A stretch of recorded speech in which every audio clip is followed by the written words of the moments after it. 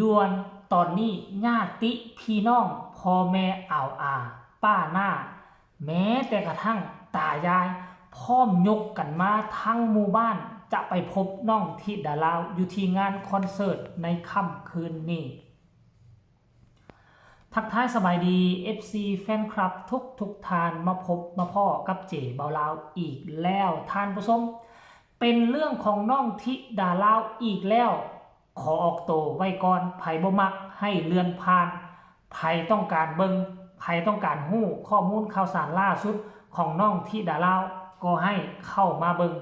ถ้าเบิงแล้วบ่มักก็ให้หนีไปไกลๆบ่จำเป็นต้องเข้ามาคอมเมนต์ก็ได้เจบ่ลาวบ่เครียดบ่ขมท่านผู้ชม FC แฟนครับตอนนี้น้องธิดาลาวกำลังกินข้าวน้ำซ้ำป่าเกี่ยมเข้าเกี่ยมของกำลังจะเซ็ตเอาออกจากโรงแรมแล้วก็จะมุ่งหน้าข้ามโขงไปม่องสถานที่พักแฮมมือคืนนี่กะละแมนติดแคมป์ของเปิดประตูออกจากที่พักข้ามถนนมาก็จะเป็นร้านเฮ็ดกิจกรรมร้านออกกำลังกายอยู่แคมป์ของนั่นเองแนมข้ามฟังมาเนาะก็จะเป็นฟังประเทศลาวใกล้ๆกันตอนนี้กำลังกินข้าวน้ำซ้ำปลาแล้วก็จะข้ามโขงมาสู่ประเทศลาวแล้วสิ่งที่มันน่ามหัศจรรย์หลายไปกว่านั้นทุกคนฮู้บ่ว่ามีคนบ้านโพนยานางเป็นคนบ้านเกิดเมืองนอนของน้องธิดาลาวศรีวิไลถ้าผู้ใดได้ติดตามทุกครั้งที่น้องธิดาลาวกลับมาบ้านมันก็จะมี FC แฟนคลับทั้งผู้เฒ่าทั้งเด็กน้อยแล่นำก้นรถธิดาลาวต้อยเป็นฝูงขอใช้คำว่าเป็นฝูงเพราะมันบ่แม่นน้อยคนเด้มันเป็น10คนพุ่นน่ะแล่นตั้งแต่ห่างบ้านทรงจนฮอดหัวบ้านออกประตูบ้านไปเบิ่งแหม FC แฟนคลับขับค่าหนาแน่นแล้วคอนเสิร์ตน้องธิดาลาวดันได้มาขึ้นอยู่กับอำเภอบ้านเกิดของน้องธิดาลาวเพราะฉะนั้นน่ะ FC แฟนคลับทั้งใกล้และไกลห่วยอำเภอหนึ่งมันจะมีจุดใส่ใจกลางแล้วบ้านอ้อมข้างก็จะมีเป็นหลายร้อยบ้านอ้อมข้างแต่ว่าทุกบ้านก็จะบ่ห่างจากใจกลางของเทศบาลเนาะท่านผู้ชมก็เชื่อว่าบ้านของพ่อแม่พี่น้องธิดาลาวก็น่าจะห่างจากเซโนนี่ก็บ่เกิน10กว่ากิโลมั้งท่านผู้ชมเนาะ แล้วพอผู้ศรีวิไลก็ได้ออกมาโพสต์เคลื่อนไหวว่า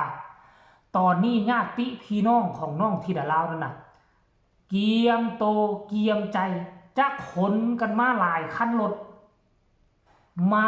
เบิ่งมาชมน้องธิดาลาวได้มาขึ้นคอนเสิร์ตงานฮับเซิร์นครั้งแรกอันนี้งานฮับเซิร์นครั้งแรกแบบเป็นทางการได้เนาะอันงานสุดก่อนเป็นงานวัดแล้วแม่นหลวงลุงเพิ่นบอกให้ไปช่วยการช่วยงานไปแจมซื่อๆไปแจมซื่อๆแต่ว่างานนี่คือมันเจ้าภาพเจ้าการเจ้างานน่าจะเป็นของภาครัฐบ่เขาเจ้าจัดนี่น่าจะเป็นจัดเป็นร้านเบียร์บ่มีเก็บปี้เข้าซอกเข้าส้มเป็นร้านเบียร์คนที่เข้าไปแล้วไปนั่งตอกนั่งโต๊ะอาจจะซื้อหั่นซื้อนี่ซื้อขนมของต้อนซื้ออาหารแล้วก็ไปนั่งส้มนั่งเบิ่งได้มันน่าจะเป็นลักษณะรูปแบบนี้ท่านผู้ชม FC แฟนคลับพอผู้ศรีวิไลได้ออกมาโพสต์เคลื่อนไหวเมื่อประมาณ50นาทีที่ผ่านมานี่บอกว่าวันนี้ธิดาลาวพร้อมจัดเต็มความม่วนงานนี้พ่อแม่ตายายและพี่น้องจากบ้านโพนย่านางมาเต็มหน้าห้านโอ้โหอันนี้แหละจุดแรกเริ่มเนาะจุดแรกเริ่มคนก็จะฮู้เพียงแต่ในกลุ่มบ้านศรีวิไลบ้านของพ่อผู้ศรีวิไลอยู่ในฝั่งไทยบาทเพลงหอบฝันข้ามโขงได้เปิดออกมาคนอยู่ในบ้านโพนยานางก็จะได้ฮู้จักธิดาลาวความจริงเขาฮู้จักธิดาลาวก่อนหน้านั้นแล้วตอนพ่อผู้ศรีวิไลไปฮับก็จะกลายเป็นกระแสอยู่ในกลุ่มหมู่บ้านแล้วโอ้ยคือมาโชคดีแท้พ่อแม่ก็ยากจนเฮือนกับฝาโปดฝาขาดมีคนไทยมาอุ้มสู้เอาไปเป็นลูกฮักหลานแพงอยู่ในฝั่งไทยเขาก็เป็นกระแสฮือฮาตั้งแต่ตอนนั้นแล้วและบางคนก็ยังบ่ฮู้ว่าเป้าหมายที่เอาน้องธิดาลาวไปบ่ฮู้ว่าจะเป็นศิลปินโด่งดังมีชื่อเสียงขนาดนี้มาตกในปัจจุบันนี้น้องธิดาลาวยิ่งโด่งดังจากคุ้มใต้จากคุ้มเหนือกลายเป็นมดบ้านโพนยานางฮู้จักน้องธิดาลาว แล้วบัดนี้มามีกระแสโด่งดังขึ้นเพิ่มขึ้นตืมอีกตอนที่ผู้หลักผู้ใหญ่ฟังไทยได้เสียชีวิตไปได้ห้องเพลงจากใจคนลาวบาดนี้นอกจากบ้านพ้นยานางละหลายบ้านได้ฮู้จักน้องธิดาลาวจากหลายบ้านก็มาเป็นเมืองจากหลายเมืองมาเป็นจังหวัดจากจังหวัดมาเป็นประเทศ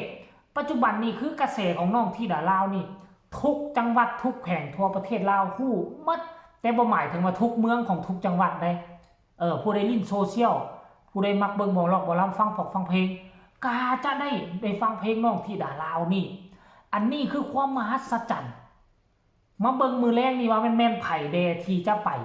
จะได้เห็น FC แฟนคลับตัวน้อยคือกับงานวัดสุดแล้วบ่มาต่อแถวกันต้องได้จัดสรรปันส่วนเด้อพอผู้ศรีวิไลคนหนึ่งจัดอยู่ข้างเคียงข้างน้องธิดาลาวให้เขามาถ่ายรูปแล้วคนหนึ่งก็เตรียมจับมือถือถ่ายรูปให้เขามันจึงจะเป็นระบบระเบียบค่อยเสื้อว่านะขนาดงานแรกว่าเป็นทางการงานวัดช่วงนั้นคนก็ยังไปต่อแถวต่อคิวกันเวลาสิกินข้าวยังบ่มีต้องได้มายืนถ่ายรูปน้ำมูน้ำเพื่อนแล้วข้างนี้นะเป็นงานระดับอำเภอใดงานระดับอำเภอนั่นใดอำเภอนั่นเป็นอำเภอดังที่สุดห้องจากอำเภอไก่สอนพรหมวิหารอำเภอไก่สอนพรหมวิหารนี่ก็มันอยู่ในใจกลางของสวรรณเขตขึ้นเหนือเมื่อทางเวียงจันทร์จะไปเจออำเภอเซโนหรือว่าเมืองเซโนเป็นเมืองดังเมืองเซโนนี่ดังซื้อคำว่าเซโนนี่ดังกว่าเมืองไก่สอนพรหมวิหารเพราะเป็นชื่อโด่งดังตั้งแต่สมัยฝรั่งมาปกครองผู้ใดและเป็นเมืองดังเพราะฉะนั้นคนมาขับข้านแน่นคนมาจากตัวเมืองสวรรณเขตก็สิขึ้นมานี่100%เพราะฉะนั้นแหละคนจะมารอท่าถ่ายรูปน้ำธิดาลาวนี่เจบ่ลาวคิดว่าแตกหลายกว่าวัดงานบุญสุดแล้วนั่น100%ขอฟันธงเลยโอ้โหมาขออ่านคำเห็นจักหน่อยนึงดูบัดเนี่ยมี FC แฟนคลับสิว่าจังได๋เนาะโอ้นี่คนลาวแสดงให้เต็มใจเด้ออีล่าว่าซั่นบ้านเฮาแล้วว่าซั่นสู้ๆจ้าลูกสาวแม่เนตรเก่งที่สุดคืนนี้ขอให้อีล่าเฮงๆปังๆเด้อรอชมอยู่นะครับเลิศขอให้อีล่าปังเด้อว่าสั่นท่านผู้ชม FC แฟนคลับขอยิบยกมาจาก 2-3 คอมเมนต์ก็แล้วกันอันนี้คือการเคลื่อนไหวล่าสุดของพ่อผู้ศรีวิไลสื่อความหมายให้เห็นว่าอยู่ทางฝั่งลาวนี่นะเขาทุ่มหมดใจจะยกกันไปทั้งหมู่บ้านเพื่อไปให้กำลังใจลูกสาวธิดาลาวของพ่อแม่คลิปนี้กับเจบ่ลาวน่าจะฝากฝังคลิปนี้เอาไว้ซ้ำนี้ก็แล้วกันใครมีคำตำหนิติชมแนวใดก็ให้ส่งข่าวมาใต้คอมเมนต์พ่อกันใหม่ในคลิปหน้าสำหรับคลิปนี้ขอกล่าวคำว่าสบายดี